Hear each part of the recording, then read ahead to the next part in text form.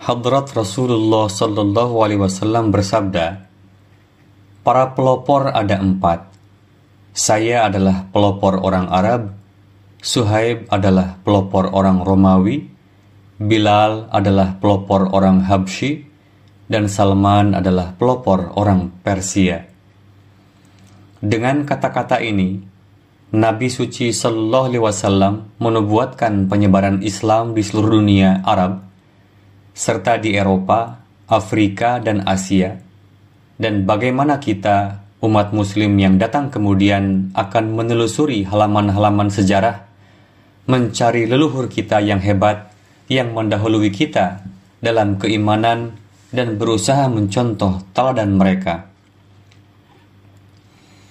Sebenarnya, Sayyidina Bilal radhiyallahu anhu, pelopor orang Habsyi, bukanlah satu-satunya sahabat dari Al-Habasyah, tapi tidak diragukan lagi, beliau adalah yang paling menonjol karena pengorbanan dan pengabdiannya yang besar kepada Islam.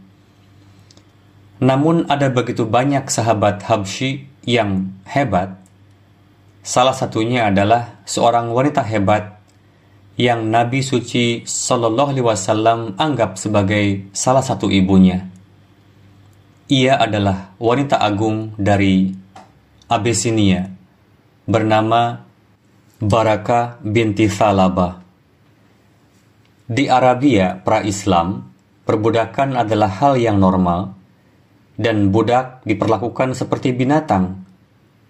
Sebagai gadis muda, Barakah dijual di Mekah sebagai budak, tetapi setelah itu ia diperlakukan dengan baik dan kasih sayang, karena ia dibeli oleh seorang pria mulia bernama Abdullah, yakni ayahanda Nabi suci Sallallahu Alaihi Wasallam. Ketika istri beliau, yakni Aminah, sedang hamil, Barakah merawatnya dan menyaksikan kelahiran kekasih Allah Sallallahu Alaihi Wasallam. Sebenarnya ia adalah satu-satunya orang yang menemaninya hampir sepanjang hidupnya. Ketika Hadrat Rasulullah SAW mencapai usia 6 tahun, ibunda beliau, Hadrat Aminah, mengunjungi kota Madinah. Beliau membawa putranya bersamanya untuk mengunjungi paman-paman ayahnya serta makam ayahnya untuk pertama kalinya. Mereka ditemani oleh Barakah untuk merawat anak itu. Setelah tinggal di Madinah selama sekitar sebulan, ibunya memutuskan untuk kembali ke Mekah.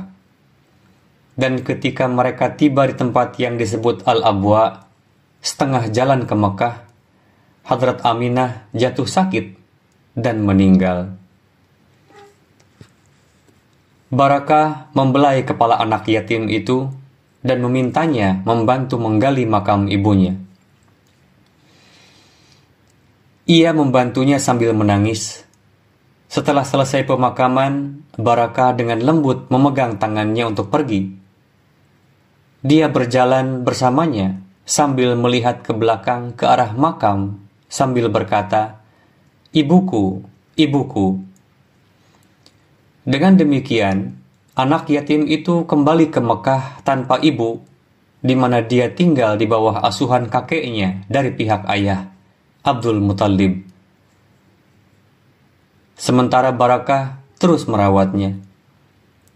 Ia merawatnya menggantikan kasih sayang ayah dan ibunya. Ia merawatnya sampai anak itu tumbuh dewasa dan menikah dengan Hadrat Khadijah radhiyallahu anha. Setelah pernikahan pemuda tersebut, yakni Hadrat Rasulullah SAW, Rasulullah SAW membebaskannya dan menikahkan Barakah dengan Ubaid bin Zaid. Setelah itu, Barakah pindah dengan suaminya ke Yathrib, tetapi di sana suaminya meninggal setelah kelahiran putranya Aiman, yang kemudian menurut adat Arab, Barakah mulai dikenal sebagai Ummi Aiman atau ibunya Aiman. Ummi Aiman yang menjanda kembali ke Mekah dan tinggal di bawah asuhan Nabi Sallallahu Alaihi Wasallam. Pada waktu itu, Nabi suci Shallallahu Alaihi Wasallam mengumumkan, barang siapa yang senang menikahi wanita surga, maka nikahilah Ummi Aiman. Oleh karena itu, dikatakan bahwa Ummi Aiman termasuk di antara mereka yang dijanjikan surga. Budak yang dibebaskan dan kekasih Nabi suci Shallallahu Alaihi Wasallam, yakni yang bernama Zaid bin Harithah, maju dan menikahi Ummi Aiman. Mereka memiliki seorang putra bernama Usama yang digambarkan sebagai putra tercinta dari yang tercinta. Usama kemudian mendapat kehormatan memimpin pasukan terakhir yang dikirim oleh Rasulullah SAW, pasukan yang terdiri dari para sahabat paling terkemuka seperti Hadrat Abu Bakar dan Hadrat Umar bin Al-Khattab radhiyallahu anhuma. Ummi Aiman adalah wanita pemberani. Ia hadir di perang Uhud. Ia mengambil air untuk para prajurit dan membantu merawat yang terluka. Ia juga menemani Nabi suci Sallallahu Alaihi Wasallam dalam perang Khaybar. Dalam perang Uhud, banyak pria lari ke arah Madinah setelah ada rumor tentang kewafatan Rasulullah SAW. Ummi Aiman melemparkan debu ke wajah mereka dan berkata, "Berikan pedang kalian kepadaku." Kemudian dia pergi ke medan perang dan kemudian terluka. Ia juga termasuk di antara mereka yang membela Hadrat Aisyah radhiyallahu anha dalam insiden ifk atau fitnah. Ketika Rasulullah SAW bertanya kepadanya tentang Aisyah radhiyallahu anha, Ummi Aiman berkata, "Saya tidak pernah mendengar atau melihat dari Aisyah kecuali kebaikan." Rasulullah SAW biasa berkata tentang Ummi Aiman, beliau bersabda, "Dia adalah ibuku setelah ibuku sendiri. Dia adalah sisa keluargaku." Dalam perjalanan hijrahnya ke Madinah, Ummi Aiman sedang berpuasa. Dia tiba pada waktu berbuka puasa di tempat yang disebut Al-Munsaraf. Dia tidak memiliki persediaan air dan sangat kehausan. Tiba-tiba seember air tergantung turun dari langit. Dia minum sampai hausnya hilang. Ummi Aiman berkata, "Sejak saat itu saya tidak pernah merasa haus, bahkan ketika saya berpuasa pada hari yang paling panas." Karena Ummi Aiman bukan orang Arab, dia kesulitan mengucapkan huruf tha, dan dia juga tidak bisa mengucapkan Assalamualaikum. Dia biasa mengucapkan la salam atau salam la alaikum. Jadi Rasulullah SAW menyarankannya untuk mengucapkan salam saja, karena apa yang bisa dia ucapkan memberikan arti tidak ada salam. Nabi suci Shallallahu Alaihi Wasallam selalu bercanda dengan Ummi Aiman seperti hubungan anak dan ibu pada umumnya. Suatu kali Ummi Aiman datang kepada Rasulullah dan berkata, "Berikan saya tunggangan untuk berkendara." Rasulullah menjawab, "Saya akan membiarkan Anda menunggangi anak unta betina."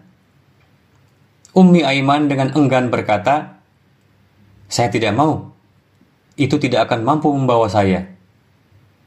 Rasulullah SAW tersenyum dan bersikeras, bersabda, "Sungguh, saya akan membiarkan Anda menunggangi anak unta betina."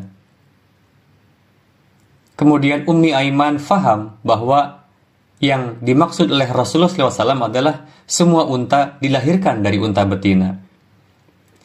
Seperti para ibu pada umumnya, Ummi Aiman selalu memastikan Rasulullah untuk makan atau meminta beliau Sallallahu Alaihi Wasallam untuk melayaninya dengan sesuatu.